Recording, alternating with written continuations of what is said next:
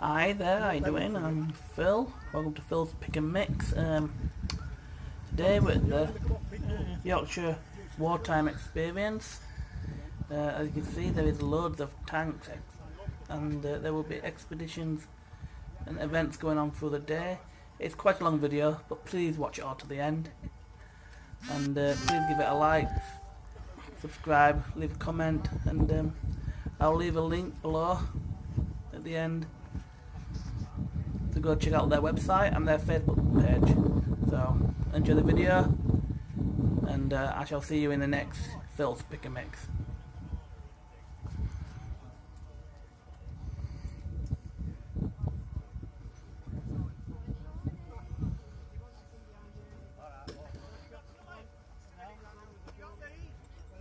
Oh, yeah.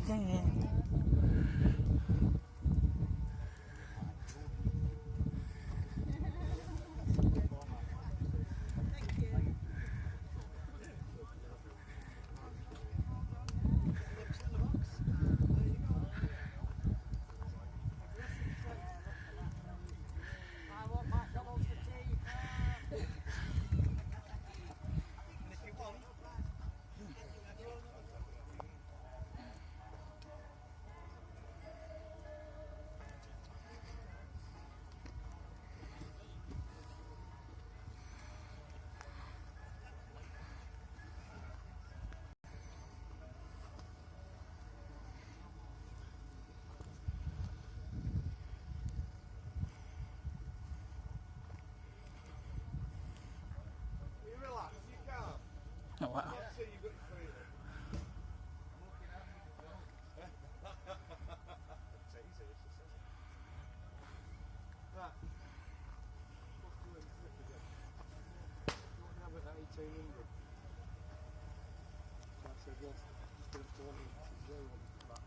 Oh, you've got me right intrigued with that telephone.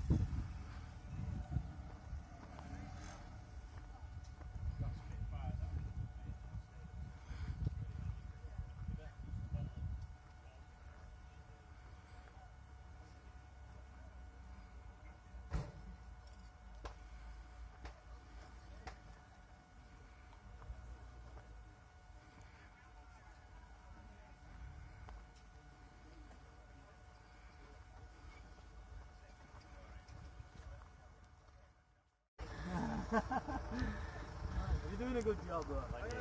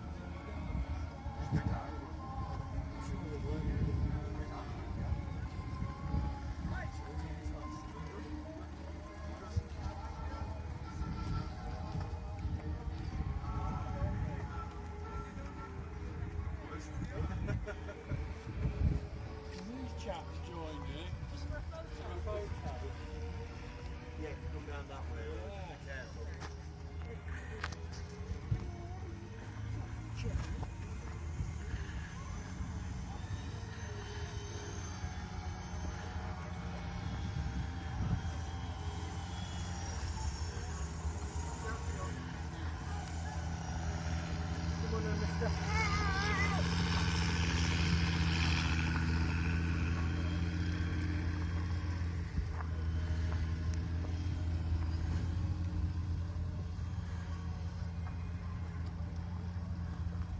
and gents, don't forget at 12 o'clock we have the World War I reenactors. That will be in the main arena doing the display, along with the World War I tanks.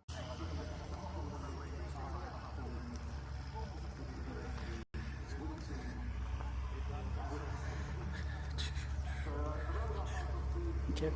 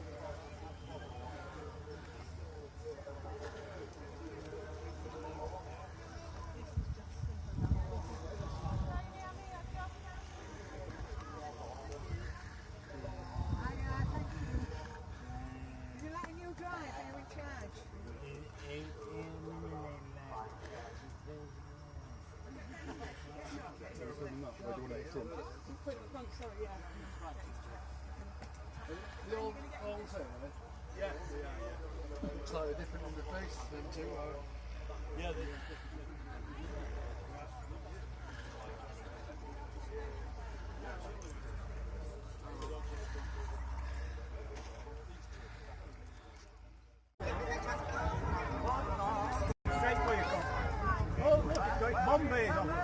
That'd be awesome if it's got some bombs in there. Can you hear it? Oh, that's good. Ladies and gents, the Lancaster bomber is approaching from the Halifax direction.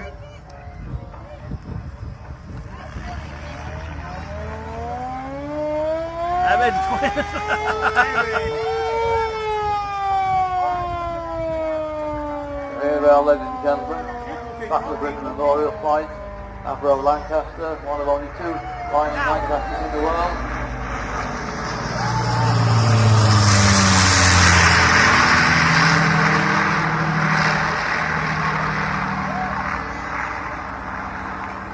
Who can't be moved by the sound of those four Merlin engines?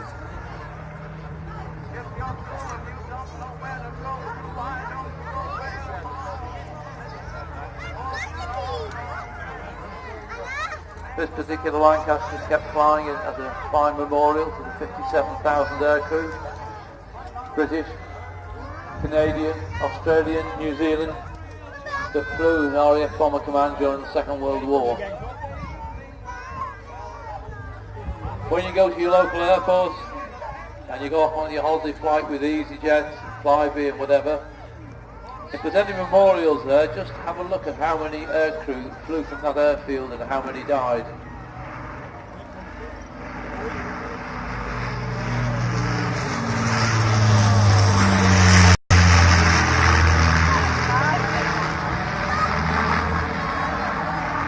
And if you ever go to Humberside Airport, as you walk in through the entrance to the airport, there's a memorial there to all the Australian crews and the Commonwealth crews that flew from the Humberside Airport.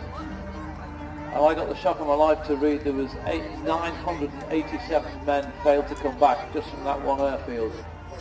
And if you think how many airfields, there were dozens and dozens of airfields all over the East Coast, Lancashire, North Humberside, Yorkshire. If each airfield was losing nearly 1,000 men, you can imagine the sacrifice of these guys that flew these machines.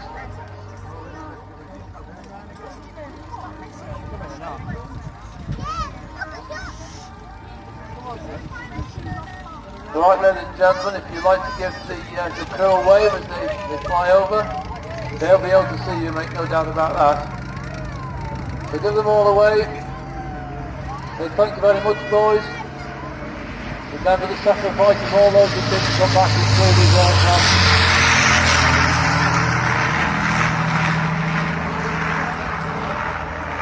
And also the other side of the coin, ladies and gentlemen, the tens of thousands of German civilians that died in the bombing. The name was Strausler, and he invented this system whereby you could take the drive off the tank's main engine onto a propeller. And when this vehicle goes round the arena, you'll be able to see the propeller tucked up underneath the back of the tank. The propeller itself, when John got this particular vehicle in 1984, he bought it from the factory that was literally across the road from where he lived. There was no propeller on it, and one of the diving clubs down in Dorset, they actually went down in Sutherland Bay, and down in that bay there was 5 or 6 of these tanks which had sunk during the war during training, and the divers actually recovered one of these propellers and gave it to John to put onto his tank. So John's done a wonderful job. It's the only tank that's quite unique. A real credit to him. Now the tank going past us at the moment, which is called Bronx Bruiser, is not actually a tank, and neither is the vehicle behind it. It's actually a tank destroyer. And the Americans were very late in tank design, so they had the idea that they'd have 2 types of tank destroyer. They'd have a tank which was slow but with a great big gun, which would knock out any German armour, and another tank which was quite light, very mobile, very agile, but with a gun which could handle most things, but it wasn't a tiger killer, as it were. Now this particular vehicle is an M18 Hellcat. It was built by the Buick company between 1943 and 1944, and I brought this vehicle back from Bosnia. Now just coming past us now, we've got the M36. And there's 2 special guests. There's our little friend Oscar up in the turret there. Give us a wave, Oscar. He's just in 12 months of really extreme chemotherapy. So give Oscar a wave, folks, as he goes past. He's got the British helmet on. So this young man's had 12 months of really extreme chemotherapy, and therapy to cure his life by Noma. And it's our pleasure to give the little boy, give him his wish today, that he can have a drive round in the tank. So this particular vehicle is the big version. It's a big heavy tank. It's called an M36. It's a big heavy tank with a big gun, a 90mm gun, which actually would knock out a German Tiger tank. John's going past us down in the Valentine. Past John within the top with the beret on. And now, as I mentioned, John just down in the West Midlands in Wednesbury, and there was a factory opposite which was being demolished, and there was 2 of the Valentine tanks in that factory. John bought that one, and I bought the other one. So the Hellcat is going past us yet again. Oh, I think I got this tank from the Mostar Airport in Bosnia. I'm not quite sure where I found it. When the war was over, when the Bosnian war was over, when the ceasefire was called, any armoured vehicle had to stop exactly where the ceasefire was called. That was to stop the people getting all the tanks together in one place and starting fighting each other again. And what was interesting about that particular vehicle was it didn't have a tank engine in it. It had a truck engine in the back of it. It didn't have any engine jacks. It was quite incredible. John Phillips, I beg your pardon, John Phelps, bought the tank, took out the truck engine, and then he imported an engine from America, and here we see the tank finished and restored today. Here we have the M36. This M36 actually came from the Slovenian army. It's in the north of the Baltic. I beg your pardon.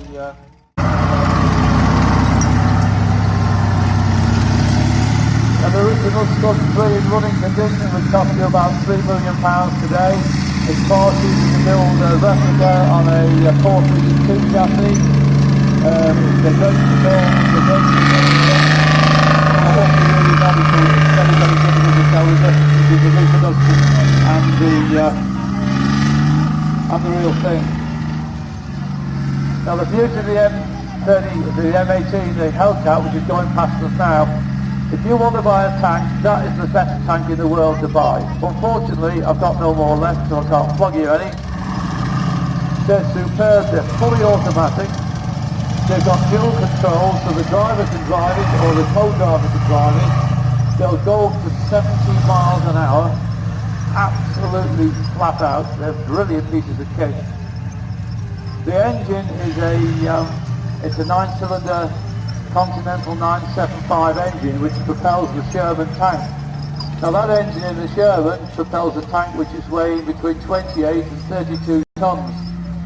That Hellcat only weighs 13 tons, so you've got an engine that's used for a 28 or 32 ton tank. You put in a tank weighing 13 tons and it will do 70 miles an hour.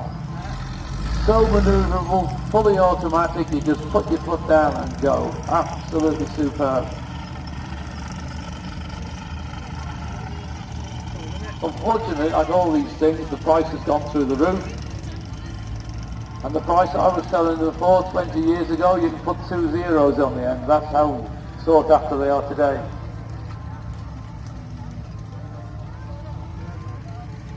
So we have the heaviest tank destroyer that the US Army had. There's only one instance recorded during the Second World War of a Sherman, an M26 tank actually knocking out a German Tiger tank. Because at that time of the war, late 1944, early 1945, there were very few German tanks, heavy German tanks left. And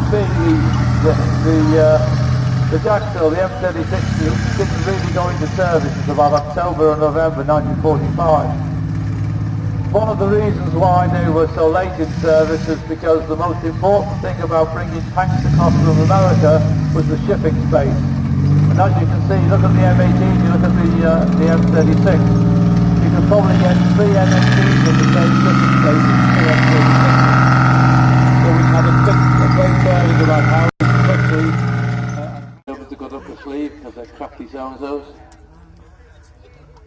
Busy being building BMWs and Audis.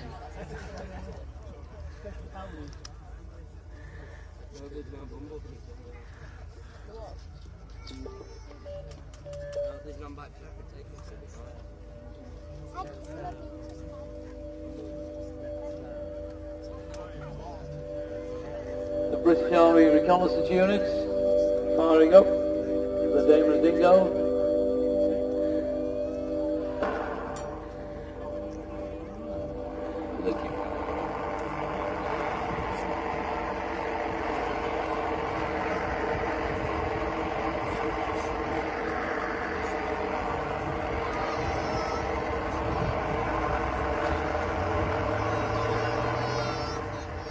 So the reconnaissance units of the Reconnaissance Force, Reconnaissance Regiment, going out with the Daimler Dingo leading, followed by a universal carrier with a squad of men, give them protection,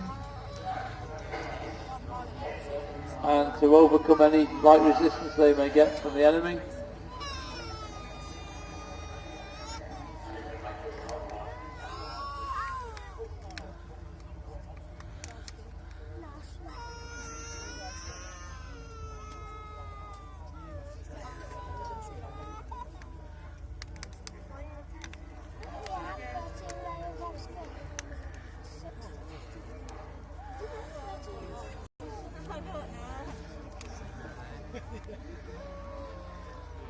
So the universal carrier is reversing into a parked position.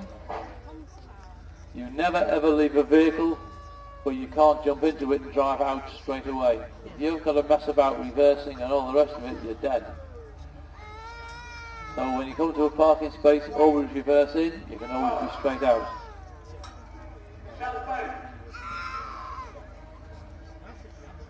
Alrighty, ladies and gentlemen, there'll be some artillery coming in soon.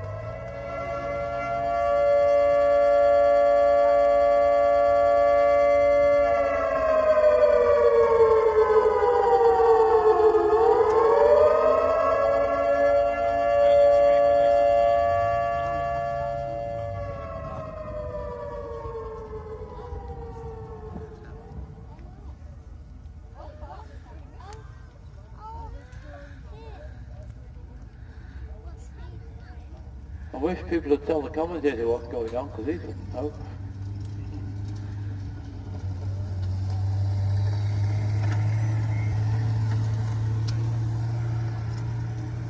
So he definitely won't know, Mills. You've just parked your truck in front of me. Hey, you can't get the stats these days.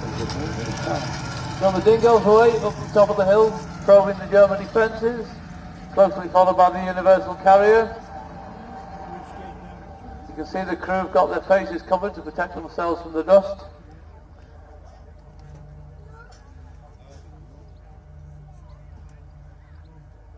The problem with this fella Metals who's running this show, he's parked his car in front of me, which means I've got to walk out onto the bloody battlefield right near them explosions.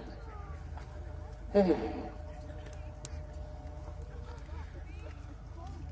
I'm sorry boys, I'm sorry to all my fans out there, this might be my very last commentary, I might not survive this.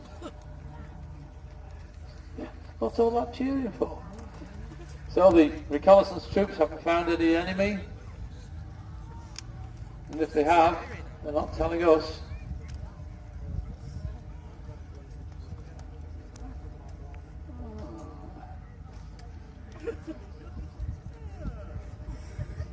The Germans must have spotted them because their reconnaissance unit are doing the same.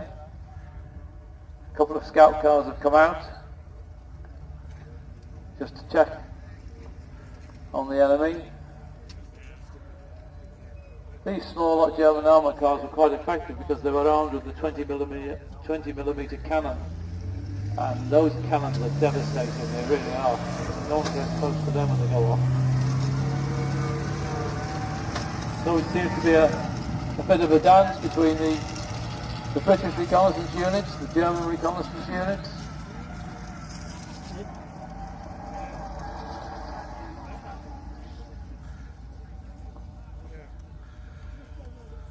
It's almost like a game of hide and seek.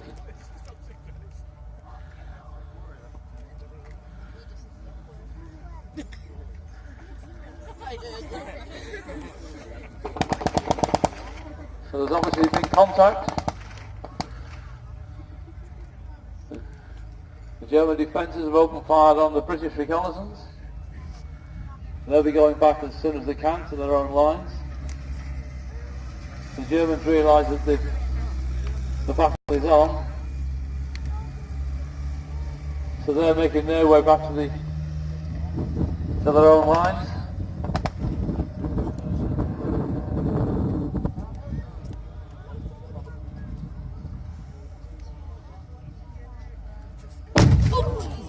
Obviously the German artillery has been zeroed in onto the position of the reconnaissance regiment.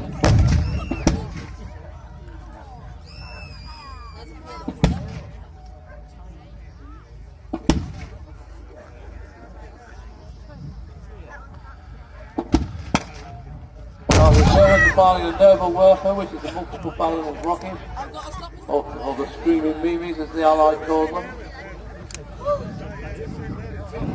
And these are the German artillery pieces at the top of the hill.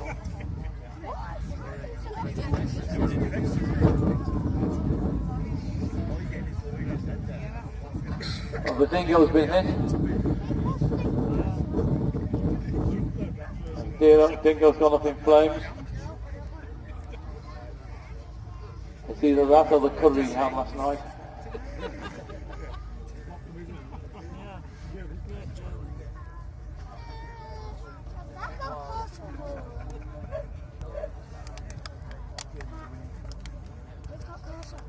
So from the north, top of the arena, the German infantry coming in. Some truckloads of artillery coming. Yeah, you can see it. The Allies are firing back with their artillery pieces, so they've been spotted. The Germans are pushing forward despite the artillery fire. Now the German mortars have just been fired.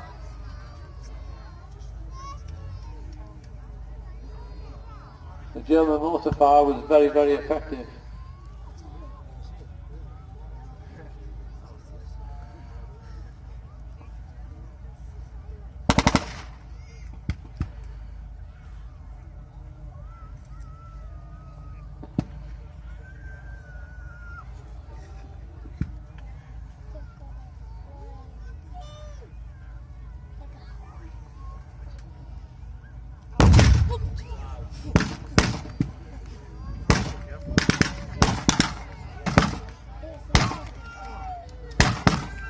Now the American troops who are dug in at the bottom of the field are now firing at the advancing Germans.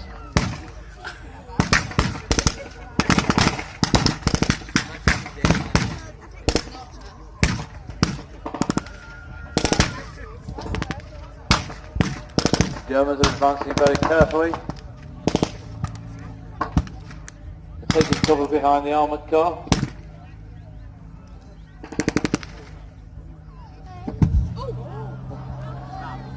Time to get your marshmallows out, folks. Soon be toasted.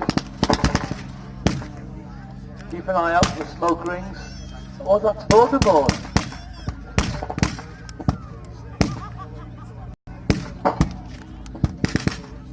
So far the Allied response has been fairly muted, just a few artillery rounds.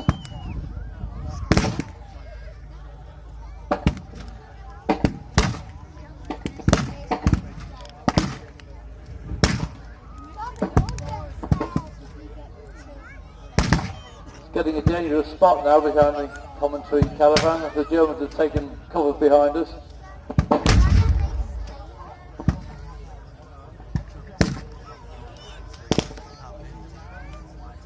British artillery still coming in, the Germans are still advancing.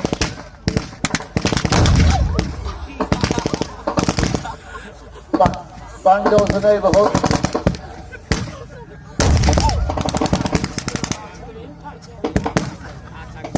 The Allies have been a bit slow to react, but now the armour's coming in. We'll see just how manoeuvrable the M18 is with all that power.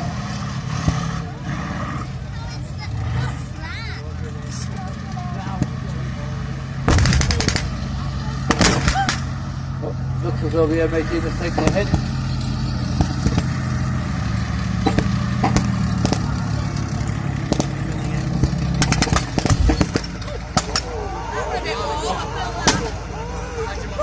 Quick to feel up heat.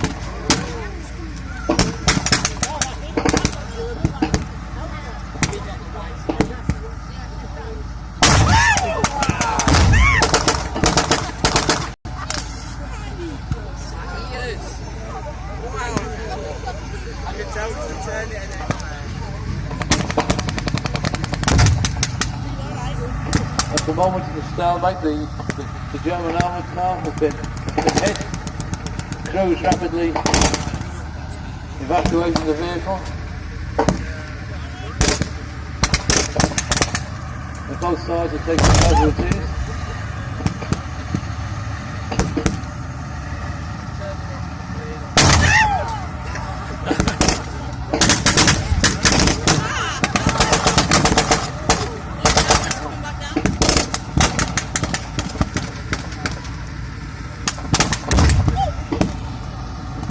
The M36 with its 90mm guns taking a toll of the German armour. The Valentine has been on the far side of the arena, taking some artillery.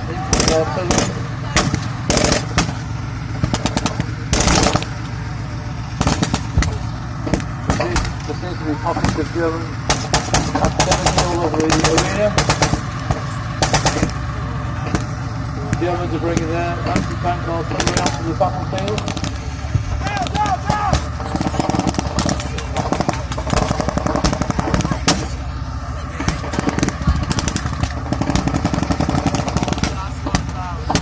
British soldiers are taking cover behind the Valentine tank on the far side.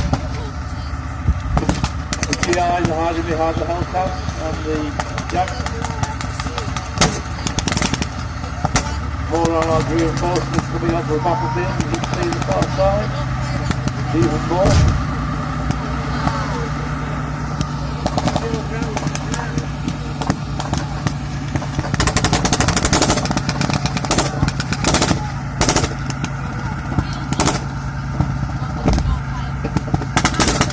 It looks as though this battle is rapidly becoming a one-sided affair with the amount of Allied armour.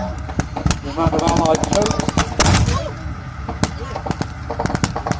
There's a smoke ring above the battlefield. There, if you look up into the sky, against the clouds. You can see a nice smoke ring.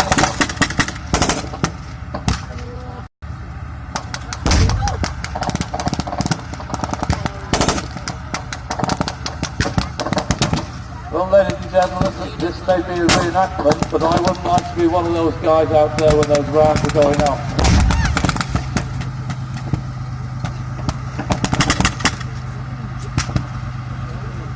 It would appear that most of the German reinforcements are now on the battlefield, whereas the Allies are still reinforcing, bringing more troops up.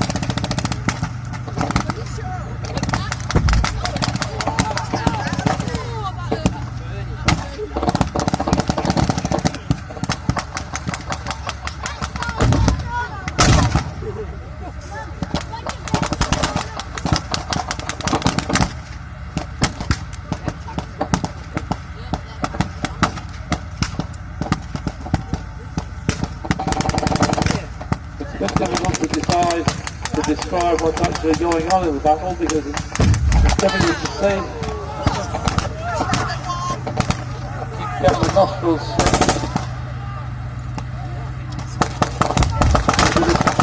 it would appear as though the Germans are falling back under an artillery barrage.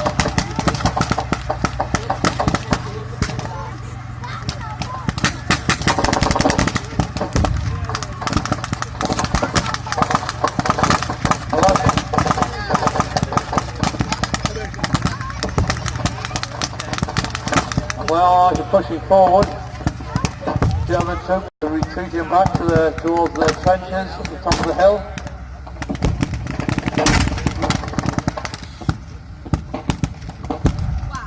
Look.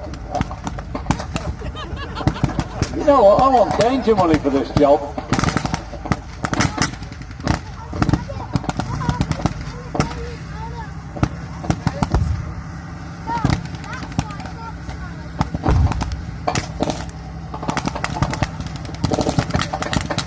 The Allies are going to keep pushing forward. Obviously their superiority in armour has made the difference.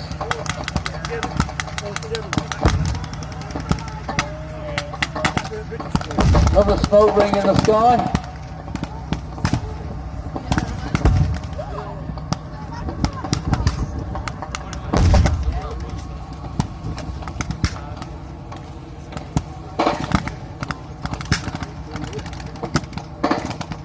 And now I've got a bloody 30 cal machine gun outside the front door.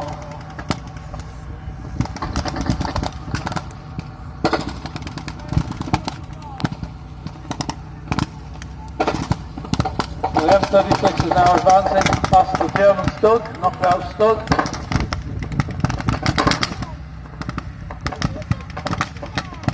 On the far side of the arena, the Germans are still resisting on the right flank. Judging by the number of Allied soldiers,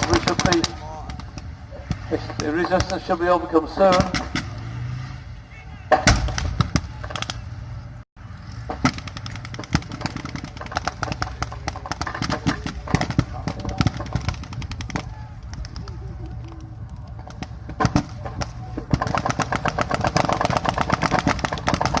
So the M36 is using machine guns to attack the trenches.